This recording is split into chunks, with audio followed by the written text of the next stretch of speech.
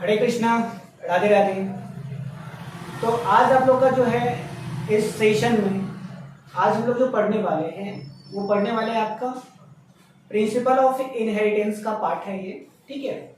और जैसा कि हम लोग अपने चैप्टर को आगे बढ़ाते जा रहे हैं और ये चैप्टर जो है आपके लिए क्या है, नीट के एग्जाम के लिए, ठीक है ना, आपके बोर्ड्स के एग्जाम के लिए बहुत ही ज़्यादा हेल्पफुल होने वाली है, ठीक है ना। इससे पहले क्लास शुरू करने से पहले अगर आप हमसे जुड़कर अपने नीट के प्रिपरेशन को करना चाहते हैं, बोर्ड्स के प्रिपरेशन को करना चाहते हैं या 9-10 के प्रिपरेशन को करना चाहते हैं तो हमारे YouTube channel book plus academy से आप जुड़ सकते हैं। इसके साथ ही आप हमारे बुक प्लस अकेडमी ऐप को प्ले स्टोर से जाकर डाउनलोड कर लीजिए। वहाँ पे आपको कोई भी 1 रुपया देने की जरूरत नहीं है, वहाँ पे पूरी क्लास आपको सीक्वेंस वाइज मिल जाएगी विथ टेस्ट, ठीक है ना। तो शुरू करते हैं इस टॉपिक को और बड़े ध्यान से देखिएगा, इत्मीनान से देखिएगा, ठीक ना। और ये बहुत ही ज्यादा इंपॉर्टेंट है, समझ में बच्चों।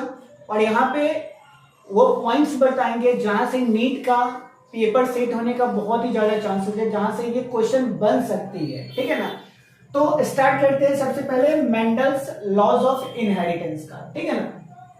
तो मेंडल्स लॉज ऑफ इनहेरिटेंस, सबसे पहला जो वर्ड्स लिखा हुआ मेंडल्स लॉ, ठीक है ना।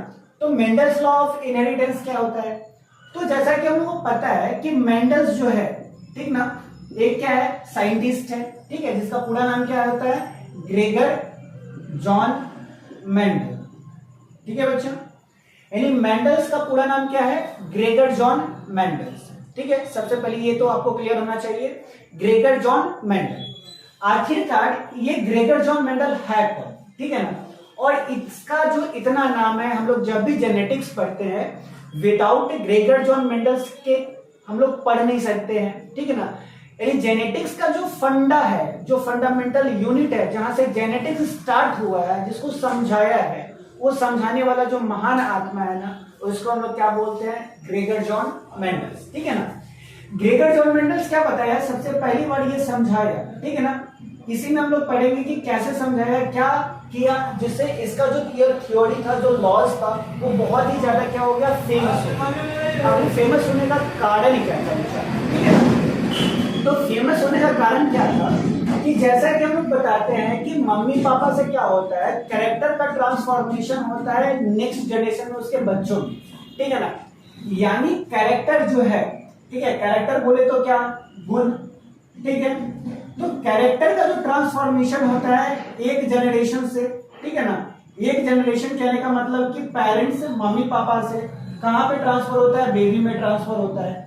तो ये जो ट्रांसफर होता है कैरेक्टर, ठीक है ना, तो इस कैरेक्टर, ये जो कैरेक्टर कैसे ट्रांसफर्ड होता है, इसको बताने वाला, इसको प्रूव करके बताने वाला, दिखाने वाला, वास्तविकता समझाने वाला जो साइंटिस्ट था ना, वो साइंटिस्ट को हम लोग क्या बोलते हैं यहाँ पे, ग्रेगर जॉन मेंडल्स। अब आपको इतना पता हो गया होगा कि ग्रेगर जॉन मेंडल्स क्या बताया, फर्स्ट टाइम ये बताया कि कैरेक्टर कैसे ट्रांसफर करता है एक जनरेशन टू नेक्स्ट जनरेशन, ठीक है ना।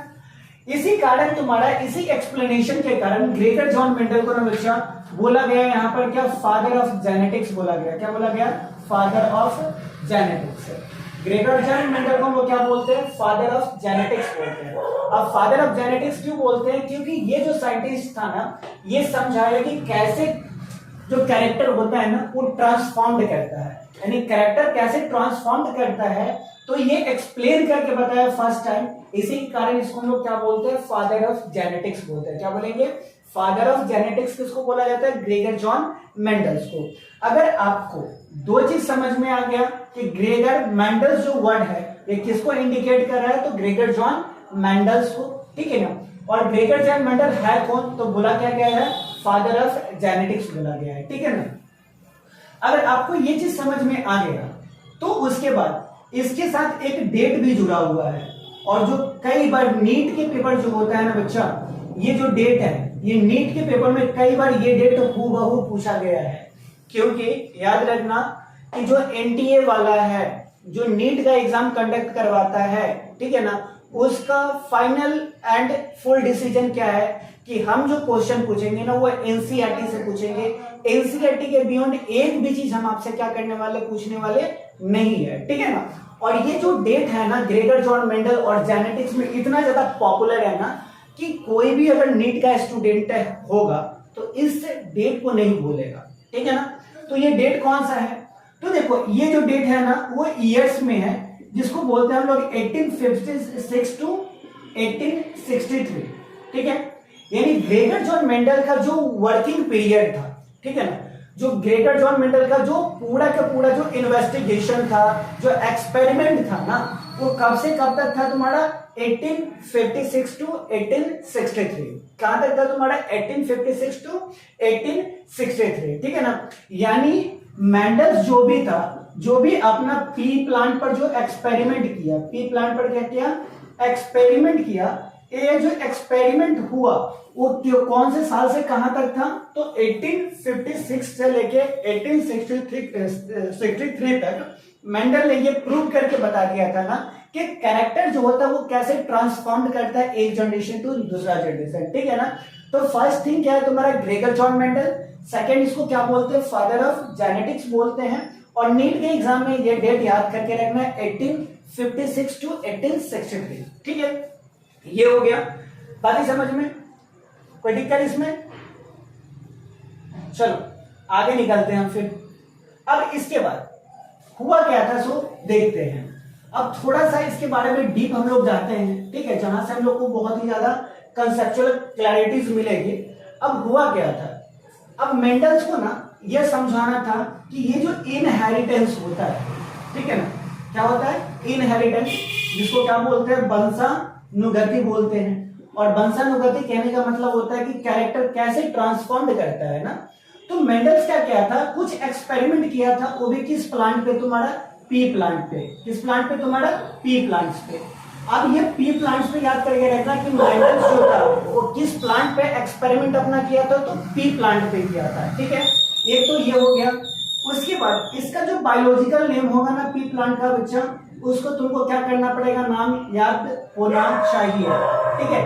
तो पी प्लांट का जो बायोलॉजिकल नेम होता है ना वो होता है पीजम सैटिवम होता है। क्या होता है, पीजम सैटिवम। यानी पी प्लांट का बायोलॉजिकल नाम क्या होता है, पीजम सैटिवम होता है। क्या होता है, पीजम सैटिवम, ठीक है ना। और इनहेरिटेंस यानी जेनेटिक्स, मेंडल जो भी एक्सपेरिमेंट किया था वो किस प्लांट पे किया था, पी प्लांट्स पे किया था, ठीक है। अब ये पी प्लांट्स पे क्या हुआ था, तो देख पी प्लांट्स में इस एक्सपेरिमेंट में ये हो गया होगा, तो देखना यहाँ पे मेंडल्स क्या किया, तो मेंडल्स कुछ नहीं किया लेकिन बहुत कुछ किया तुम्हारा, ठीक है ना। बस ये समझाया कैसे वो देखते हैं। तो सबसे पहली बात, मेंडल जो अपना एक्सपेरिमेंट किया था वो किस पर किया था, पी प्लांट्स पर किया था। पी प्लांट्स में क्या किया था कि ये दो तरह के प्लांट्स को इंक्लूड किया। एक तो टॉल पी प्लांट, क्या किया तुम्हारा, टॉल पी प्लांट। और दूसरा जो था तुम्हारा ये क्या था, डॉर्फ पी प्लांट, ठीक है ना। यानी मेंडल्स जो था वो एक्सपेरिमेंट किया और इस एक्सपेरिमेंट में क्या किया कि किस प्लांट पे किया, पी पर। और इसके कैसे दो कैरेक्टर को लिया, तो एक कैरेक्टर ऐसा हुआ था प्लांट्स का जो क्या था, टॉल प्लांट्स का, और दूसरा क्या था, डॉर्फ प्लांट था। मेंडल क्या किया, टॉल प्लांट को टीटी से क्या किया, इंडिकेट किया, और डॉर्फ प्लांट को स्मॉल टीटी से इंडिकेट किया। ये वाला जो टी होता है ना, इसको हम लोग बोलते हैं डोमिनेंट जीन बोलते हैं। क्या बोलेंगे, डोमिनेंट जीन। जब भी तुम्हारा कैपिटल लेटर में कोई भी चीज अगर लिखा हुआ ना जेनेटिक्स में, तो उसको हम मानते हैं डोमिनेंट होता है। क्या होता है, डोमिनेंट होता है, ठीक है ना। तो ये क्या किया तुम्हारा, डोमिनेंट जीन। और डॉर्फ पी प्लांट्स को बोलते हैं हम लोग यहाँ पे, जो स्मॉल टीटी होगा ना उसको बोलते हैं हम लोग क्या, यहाँ पे रिसेसिव जीन बोलते हैं। क्या बोलेंगे बच्चा, यहाँ पे रिसेसिव जीन। तो टॉल पी प्लांट को क्या बोलते हैं, डोमिनेंट जीन, और स्मॉल टी प्लांट्स को क्या बोलते हैं हम लोग, रिसेसिव जीन बोलते हैं। तो इसको सेलेक्ट किया। अब अभी तो ये नहीं पढ़ना है, इसको हम लोग पढ़ेंगे मोनोहाइब्रिड क्रॉस में पढ़ेंगे, ठीक है ना। ऐसे ही आपको बता रहे हैं यहाँ पे। अब हुआ क्या था तुम्हारा मेंडल्स लॉज में, तो मेंडल्स लॉज जो कहां पे किया गया था, पी प्लांट्स पे किया गया था, ठीक है ना। उसके बाद हुआ क्या था कि जब ये प्लांट्स पर एक्सपेरिमेंट किया गया ना, तो मेंडल ये प्रूव कर दिया था ना कि कैरेक्टर जो होता है वो कैसे ट्रांसफॉर्म्ड करता है, कैरेक्टर कैसे ट्रांसफॉर्म्ड करता है, ठीक है ना। अब कैरेक्टर को ट्रांसफॉर्म करने में क्या होता है, थोड़ा सा भी हमको लेना पड़ेगा यहाँ पर, क्या कि पीछे चलते हैं, ठीक है ना, हल्का सा थोड़ी देर के लिए। अब देखो यहाँ पे ये जो डोमिनेंट होता है ना, डोमिनेंट, ठीक है, जिसको हम लोग बोलते हैं क्या, टॉल पी प्लांट। तो टॉल पी प्लांट का जीन का इंडिकेशन कैसा है, कैपिटल टीटी है। और स्मॉल जो है तुम्हारा जिसको बोलते हैं हम लोग यहाँ पे क्या, डॉर्फ पी प्लांट है ना, इसका इंडिकेशन कैसा है तुम्हारा, स्मॉल टीटी है। ठीक है, अब इसको क्या किया गया, आपस में क्रॉसिंग करवाया गया। क्या करवाया गया, आपस में क्रॉसिंग करवाया गया। तो क्रॉसिंग में क्या था कि ये 50% और ये 50% और ये 50%, ये 50%। जब टॉल और ड्वार्फ को पी प्लांट्स को आपस में क्रॉसिंग करवाया गया तो एक कैपिटल टी और एक क्या है तुम्हारा स्मॉल टी, एक कैपिटल टी और दूसरा तुम्हारा स्मॉल टी। अब ये जो F1 जनरेशन में जो प्लांट का प्रोडक्शन हुआ, F1 जनरेशन में जो प्लांट का प्रोडक्शन हुआ उसमें क्या था तुम्हारा कि ये ना तो पूरा क्या था लंबा प्लांट्स था, टॉल पी प्लांट था, और ना ही टोटल क्या था ड्वार्फ पी प्लांट्स था। ठीक है ना। अब यहां पर देख कि एक कैपिटल टी दिख रहा है, तो यहां पर तो दो कैपिटल टी है तब ना 100% आएगा, लेकिन यहां पर क्या है, एक ही कैपिटल टी है। तो एक कैपिटल टी से कितना परसेंट कैरेक्टर, 50% कैरेक्टर, और एक स्मॉल टी से कितना परसेंट कैरेक्टर, तो 50% कैरेक्टर। यानी टॉल का कितना परसेंट कैरेक्टर, 50% कैरेक्टर है, और ड्वार्फ का कितना परसेंट कैरेक्टर है, 50% कैरेक्टर है। तो बता कि हम ये कैसे बता सकते हैं कि जो गुण होता है, जो कैरेक्टर होता है, वो एक जनरेशन से नेक्स्ट जनरेशन में ट्रांसफॉर्म करता है? नहीं बता सकते हैं।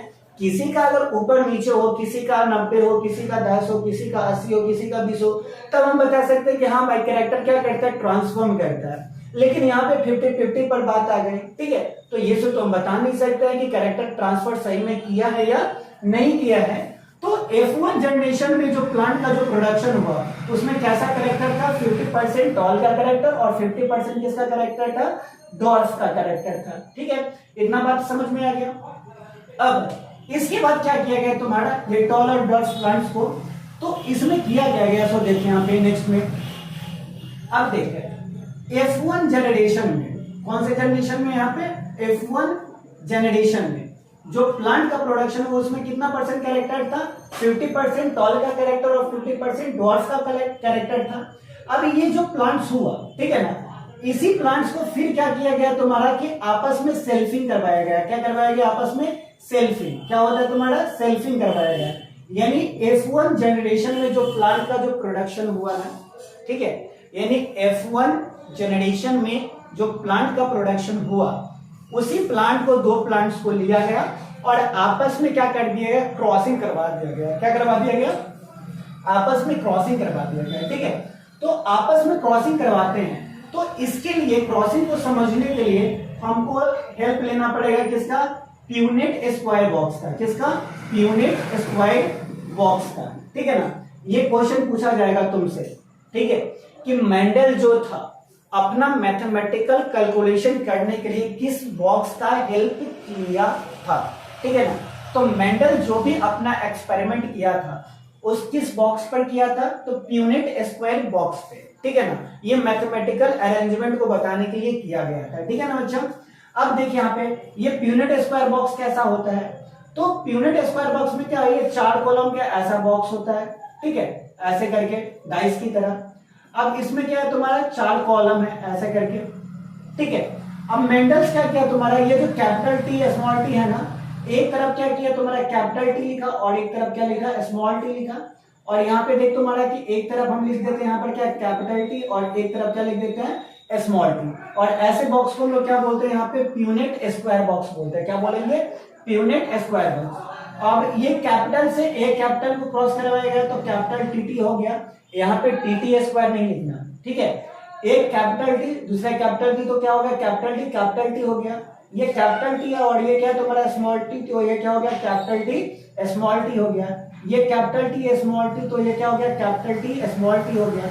ये स्मॉल टी और ये स्मॉल टी, तो ये क्या हो गया तुम्हारा, स्मॉल टी हो गया। ठीक है ना, तो यहाँ पर देखो कि टॉल प्लांट, ठीक है, का रेशियो, उसके बाद तुम्हारा इंटरमीडिएट जो प्लांट था वो कितना आया। तो यहाँ पर हम लोग नेक्स्ट में अगर देखते हैं ना, तो यहाँ पर कैरेक्टर देखो, एक तो क्या है मेरा, अगर जीनोटाइप की बात करते हैं, किसकी बात करते हैं हम लोग यहाँ पे, जीनोटाइप्स की। जीनोटाइप जब भी लिखो ना बच्चा, तो देखना है ना कि जैसे एक कैपिटल टी है ना, इसके जैसा कौन और जीन प्रेजेंट है या नहीं है। तो देख, एक कैपिटल टी हो गया, उसके बाद देखो दो क्या है, एक कैपिटल टी एक स्मॉल टी, एक कैपिटल टी दूसरा स्मॉल टी। तो यहाँ पर देख कि कैपिटल टी और क्या, स्मॉल टी, ये रहा एक जीन, और एक जीन जो है टोटल क्या रिसेसिव है। तो ये हो गया। अब हम लोग काउंट करेंगे, बता कि कैपिटल टी की संख्या कितना है यहाँ पे, तो एक है। कितना है तुम्हारा, एक है।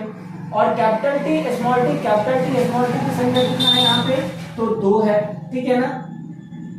उसके बाद ये देख स्मॉल टी का संख्या कितना है, तो 1 है। तो कैपिटल टी का 1 है, कैपिटल टी स्मॉल टी का 2 संख्या है, और स्मॉल टी का क्या है तुम्हारा 1 संख्या है। ठीक है ना।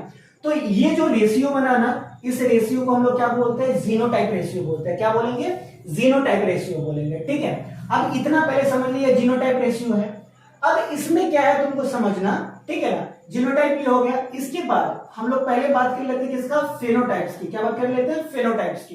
तो फेनोटाइप्स में क्या है, देखिए कैपिटल टी है ना तुम्हारा, तो इसको टॉल की कैटेगरी में डालेंगे। किसके कैटेगरी में डालेंगे, कैपिटल टी को टॉल की कैटेगरी में। और कैपिटल टी स्मॉल टी को भी किस कैटेगरी में डालेंगे हम लोग, टॉल की कैटेगरी में। याद रखना कैपिटल टी को भी हम किस में डालेंगे, टॉल की कैरेक्टर में डालेंगे। किसमें डालेंगे, टॉल की कैरेक्टर में। ठीक है ना।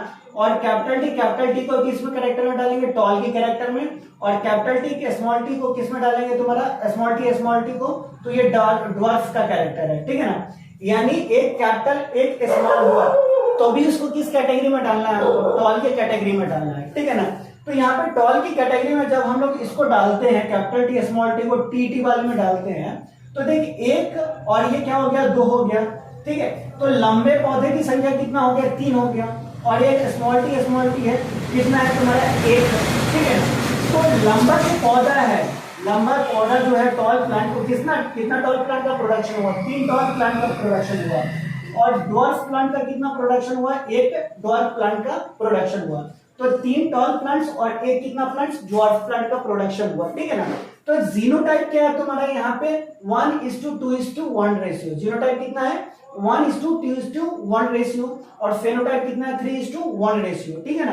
तो जीनोटाइप 1:2:1 रेशियो और फेनोटाइप 3:1 रेशियो। ये तो जीनोटाइप और फेनोटाइप की बात हो गया। अब असल में जो मेंडल प्रूव किया, वो कैरेक्टर कैसे ट्रांसफॉर्म किया, उसकी बात करते हैं हम लोग यहाँ पे।